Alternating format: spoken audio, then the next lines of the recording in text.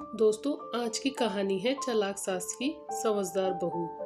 मौज मस्ती करने का बहाना चाहिए बहू को।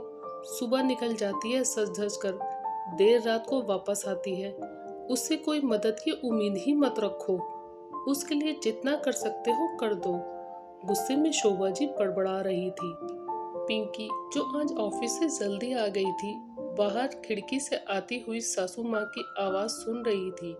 पिंकी, जिसकी शादी को 2 साल हुए हैं, घर में पति नवीन, सासू माँ शोभा जी और ससुर जी रहते हैं। ससुर जी रिटायर हो चुके हैं और सासू माँ तो शुरू से ही हाउसवाइफ थी। जब पिंकी का रिश्ता नवीन के लिए आया था, तब शोभा जी बहुत खुश थी, क्योंकि पिंकी एक बहुत अच्छी नौकरी करती थी। पिंकी की सैलरी अपने पति नवीन से ज्यादा थी, इसलिए उसने अपने ऊपर काफी सारी आर्थिक जिम्मेदारियां उठा रखी थी। अब ज्यादा कमाने वाले व्यक्ति के काम करने के घंटे भी अधिक होते हैं।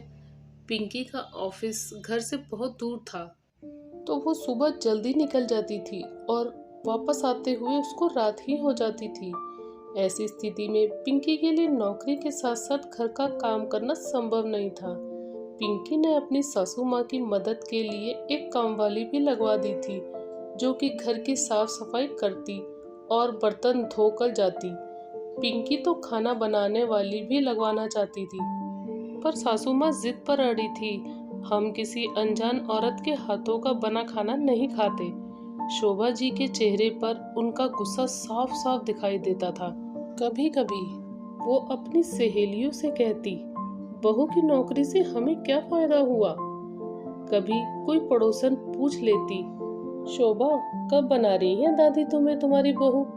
तब वो झल्लाकर कहती, नौकरी करने वाली बहुएं कहाँ सुनती हैं अपने से बड़ों की बातें, जो मन में आता है वो करती हैं। क्योंकि पिंकी ने अपनी सासू माँ से बातों ही बातों में कह दिया था कि वो शादी के 3-4 साल बाद ही बच्चे के बारे में सोचेगी। आज पिंकी ने अपनी सासू माँ की बातों को सुना तो उसे उनकी सोच पर अजीब महसूस हो रहा था। उसने तय किया कि आज वो सासू माँ से बात करके ही रहेगी। रात को खाने के बाद पिंकी ने टेबल से परिवार वालों के उठने से पहले थोड़ी देर बैठे रहने को कहा।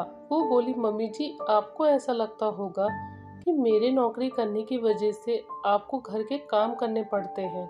आप बुढ़ापे में भी मेहनत कर रही हो, इसलिए मैं नौकरी छोड़ देती हूँ। वैसे भी मैंने आपको कई बार कहते हुए सुना है कि बहू की नौकरी से आपको कोई फायदा नहीं है। शोभा जी चुप थी।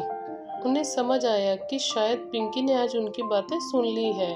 पिंकी कुछ और बोलती उससे पहले नवीन ने कहा, नहीं पिंकी, तुम नौकरी नहीं छोड़ सकती हो। हमारे नए घर के लोन की किस्त तो तुम्हारी सैलरी से ही जाती है। किसने कहा कि तुम्हारी नौकरी का फायदा हमें नहीं है। पिंकी चुप थी। तभी उसके ससुर जी बोले, बहू, आज के जमाने में पैसा कमाना बहुत मुश्किल है। घर का काम तो नौकर भी कर देंगे। बहू, तुम नौकरी मत छोड़ना ऐसे किसी के कहने में आकर।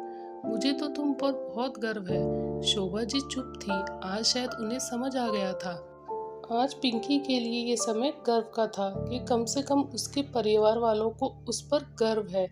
दोस्तों, आपको ये कहानी कैसी लगी हमें कमेंट करके ज़रूर बताएं।